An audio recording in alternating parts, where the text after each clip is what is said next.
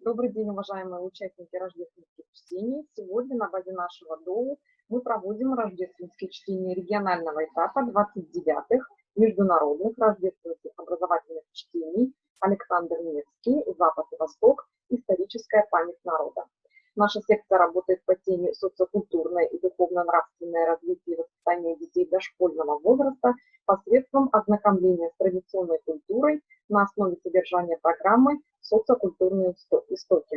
Для открытия наших чтений я приглашаю руководителя нашего ДОУ Юлию Анатольевну Фрейдину.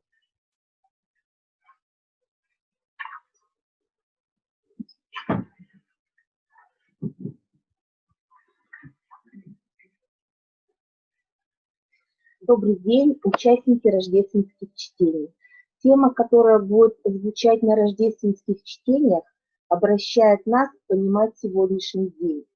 История имеет смысл только в одном случае, если она открывается нам как священная история. Она помогает увидеть истинный масштаб тех исторических личностей, через которых священная история прокладывает свое русло для целых поколений на столетия вперед. И говорить об этом уже надо в дошкольном возрасте. И сегодня мы поделимся опытом работы в духовно-нравственном воспитании детей по программе «Социокультурные истоки».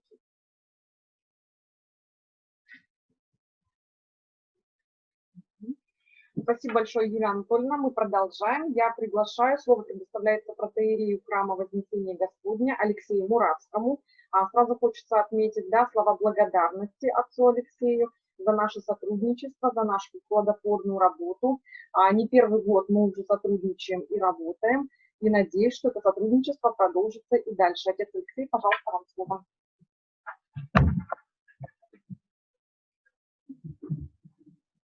Дорогие участники конференции, Божьей милостью я оформляю наш детский сад в Митрополитском городе Сыктывкаре.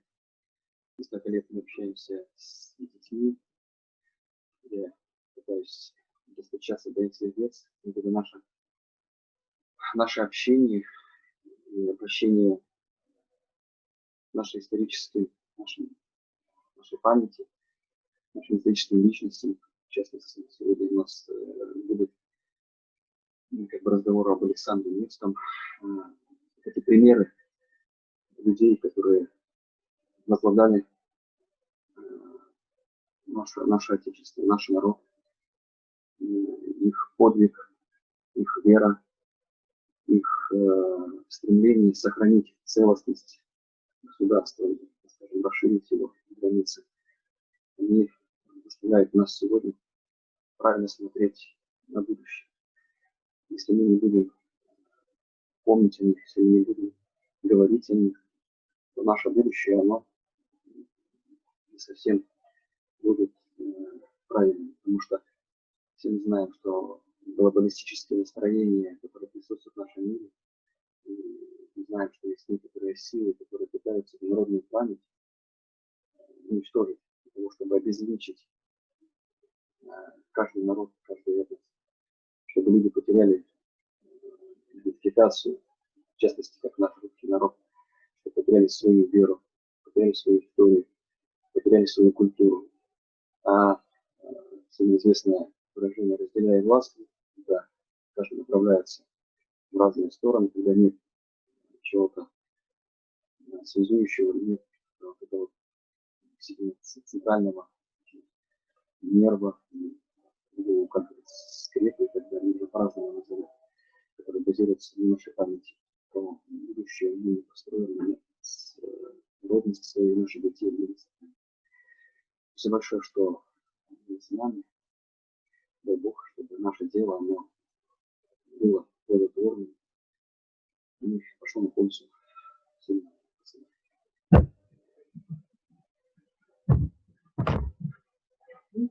Спасибо большое, отец Алексей.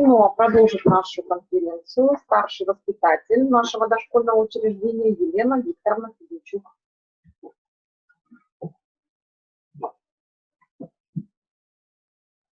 Добрый день, уважаемые участники рождественских чтений. Наше дошкольное образовательное учреждение вот уже более 5 лет реализует программу социокультурной истоки.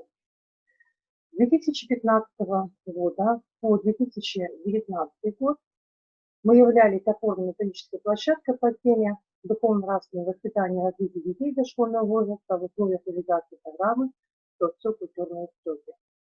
С 2019 года мы являемся республиканским центром по теме духовно-нравственного воспитания и развития детей дошкольного возраста по программе социокультурной истоки. Нужно сказать, что за период реализации программы мы убедились в том, что насколько сложно взрослым сопровождать ребенка в ситуации выбора эталонов в пространстве мира культуры, социума и мира ребенка. Мы видим сегодня, что извне на ребенка рушится огромный поток разной информации. В процессе у ребенка, конечно же, идет такая некая внутренняя борьба, и его выбор обеспечивает постижение, осознание смысла событий, поведения другой личности, собственных действий. У ребенка возникает предпочтение личности, ценности, антиценности, красивое, безобразное, доброе, злое, духовное, бездуховное, нравственное, безнравственное и тому подобное. А ребенок еще не умеет сделать правильный выбор. Также наблюдается такое направление, как виртуальное потребление, которое неизбежно приводит к отрыву от объективности, реальности окружающего мира. Настоящее и будущее нашего общества и государства определяются духовно-нравственным здоровьем народа, бережным сохранением и развитием его культурного наследия, исторических и культурных традиций, норм общественной жизни, сохранением национального достояния всех народов России. Актуальность духовно-нравственного и патриотического развития детей в современной России отражена в нормативных документах, в законе об образовании, федеральном государственном образовательном стандарте дошкольного образования. В этом году были внесены поправки в закон об образовании по организации воспитательной системы в сфере образования. На слайде мы видим, что закон об образовании содержит определение понятия воспитания и раскрывает механизм организации всей воспитательной работы образовательных организаций. Программа социокультурной истоки – это целостная образовательная система, через которую наш педагогический коллектив выстраивает деятельность по духовно-нравственному и патриотическому воспитанию и развитию детей дошкольного возраста. Следует отметить, что духовно-нравственное патриотическое воспитание ребенка – это довольно сложный, длительный и кропотливый педагогический процесс. В дошкольном возрасте закладывается основа системы духовно-нравственных ценностей, которая будет определять отношение взрослого человека к миру и его проявлениям во всем его многообразии. У дошкольника формируется основа отношения к себе, к близкому окружению, к обществу в целом. В процессе духовно-нравственного воспитания углубляются и расширяются понятия о родных людях в семье, развиваются навыки доброжелательного общения со сверстниками, дается представление о непосредственном. Это дом, двор, улица, город и далеком окружении, край, страна. В основе его лежит развитие системы ценностей, таких как семья, родина, отчизна. Что такое чувство родины для ребенка? Чувство родины начинается с восхищения того, что видит перед собой малыш, чему он изумляется и что вызывает отклик в его душе. Ребенок впервые начинает открывать мир ценностей, смысла в отношениях, прежде всего через социальную картину своей семьи. Конечно же, это его родные. И хотя многие впечатления еще не осознанные им глубоко, но пропущенные через детское восприятие, они играют огромную роль в становлении личности как патриота своей родины. В этом году наша страна отмечала великий праздник – 75 лет Великой Победы. Педагоги совместно с родителями и детьми разработали и реализовали проект этот день мы поддержали как могли. Данный проект мы начали реализовать с ноября 2019 года. Важно было подвести ребенка к пониманию, что наша страна победила. И главное, как мы победили. Сила любви к родине, своему народу, героические подвиги людей, большая вера в победу помогли избавиться от немецких захватчиков. Нужно рассказывать детям о нашей истории, о войнах, о великих полководцах. Дети будут взрослеть, и пространство между этими веками будут заполняться новыми фактами. У детей появится свой взгляд на нашу историю. Нам было важно, чтобы дети понимали, что наша священная история, она помнится народом. Наша Родина чтит своих героев, отдавших жизнь за счастье людей. Их имена увековечены, названия городов, улиц, площадей, в их честь воздвигнуты памятники, сложены песни, стихи, музыка. Проект представляет систему и последовательность работы по духовно-нравственному и патриотическому воспитанию детей. Каждая последующая тема является продолжением предыдущей, они взаимосвязаны и взаимодополняемы. Маленьким детям не по возрасту еще понять, что такое Родина, герой и подвиг, поэтому с ними рассматривать в рамках проекта такие темы, как «Мой дом», «Моя семья», как песня, с чего начинается Родина, «Мой город». Со старшего дошкольного возраста дети уже знакомились с названиями улиц, названные в честь героев Великой Отечественной войны, символом победы, что такое книга памяти, кто такие были дети-партизаны. И сегодня мы хотим продемонстрировать ряд таких продуктов, которые были придуманы педагогами, детьми и родителями. Это, конечно же, разнообразные летбуки о Великой Отечественной войне, летбуки о нашем городе. В рамках проекта мы создали фильмы. Это книга памяти, фильм-презентация, в котором участвовали сотрудники нашей дошкольной образовательной учреждения, родители, наши родители. И сейчас, к вашему вниманию, мы продемонстрируем небольшой отрывок этого продукта «Книга памяти».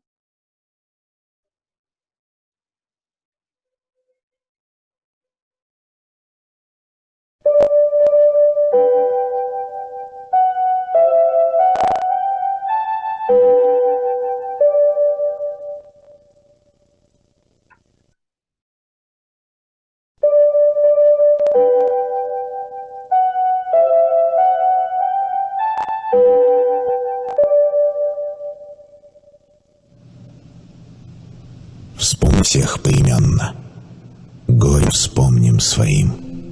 Это нужно не мертвым, это надо живым.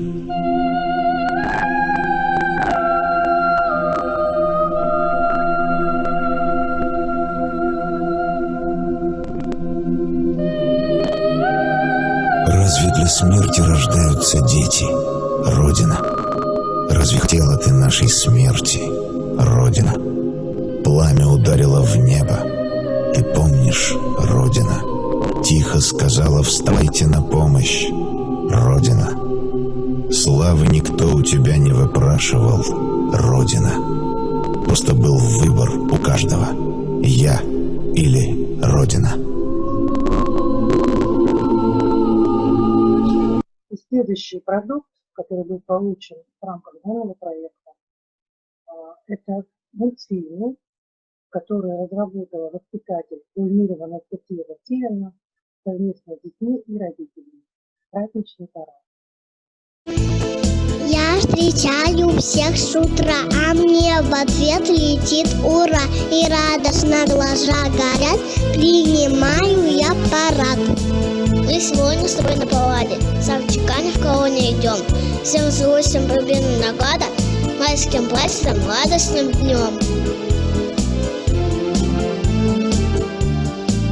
Смотрели первый мультфильм «Праздничный парад». И следующий мультфильм называется «Ах, война». Ах, война, что ж ты сделала, подлая? Стали тихими наши дворы. Наши мальчики головы подняли. Повзрослели они до поры. На пороге едва помаячили и ушли. За солдатом солдат. До свидания, мальчики. Мальчики, постарайтесь вернуться назад. Нет, не прячьтесь. Вы будьте высокими. Не жалейте ни пуль, ни гранат. И себя не жалейте. Но все-таки постарайтесь вернуться назад. Ах, война. Что ж ты подлое сделала? Вместо свадеб разлуки дым. Наши девочки, платьица белые, раздарили сестренкам своим. Сапоги. Ну, куда от них денешься? Да зеленые крылья погон. Вы наплюйте на сплетников, девочки. Мы сведем с ними счет. Потом.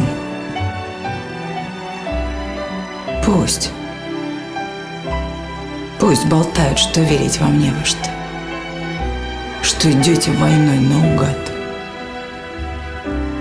До свидания, девочки. Девочки, постарайтесь вернуться назад.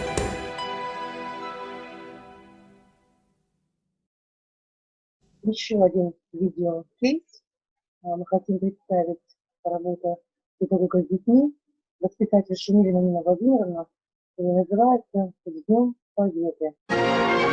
Дню Великой Победы посвящается. Жди меня, и я вернусь. Только очень жди. Жди, когда наводят грудь желтые дожди. Жди, когда снега метут. Жди, когда жара. Жди, когда совсем не ждут, позабыв вчера. Жди, когда из дальних мест писем не придет. Жди, когда уж надоест всем, кто вместе ждет. Жди меня, и я вернусь всем смертям назло. Кто не ждал меня, тот пусть скажет повезло. Не понять не ждавшим им, как среди огня, но ожиданием своим ты спасла меня. Как я выжил, будем знать только мы с тобой. Просто ты умела ждать, как никто другой. —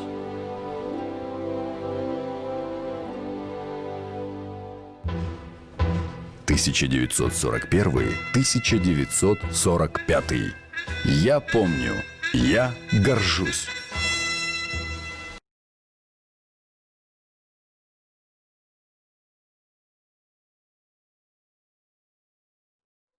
И в рамках программы «Социокультурные истоки» мы знакомим детей старше дошкольного возраста с подвигами нашего народа. И есть такая книга «Верность родной земле».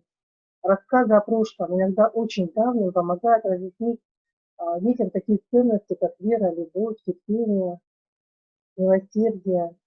Дети в этом году познакомились с талантливым полководцем и отважным воином Александром Невским.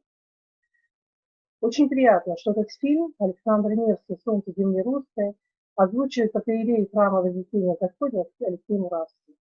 Мы говорим большое спасибо ему за сотрудничество уже много лет.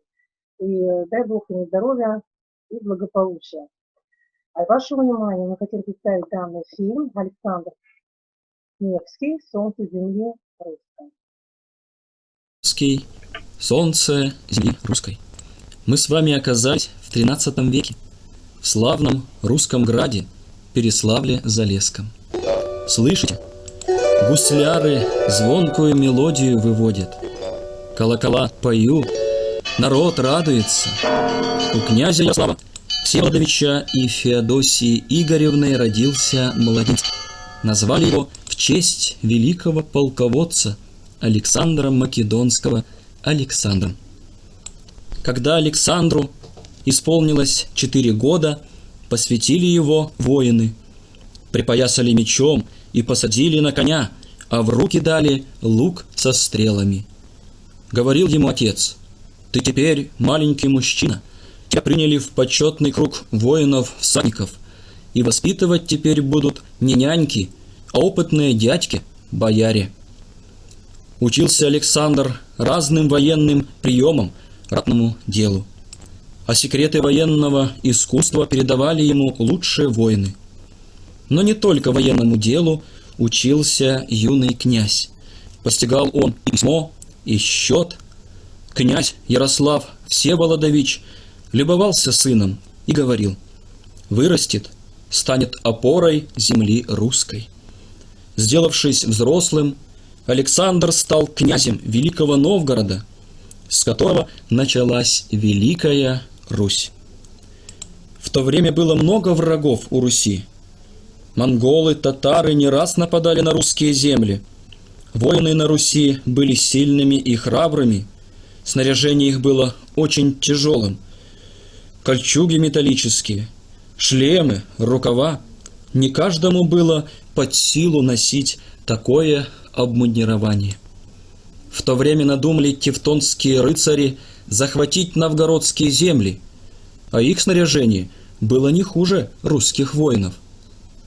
На 100 кораблях вошли они в устье Невы. Битва началась.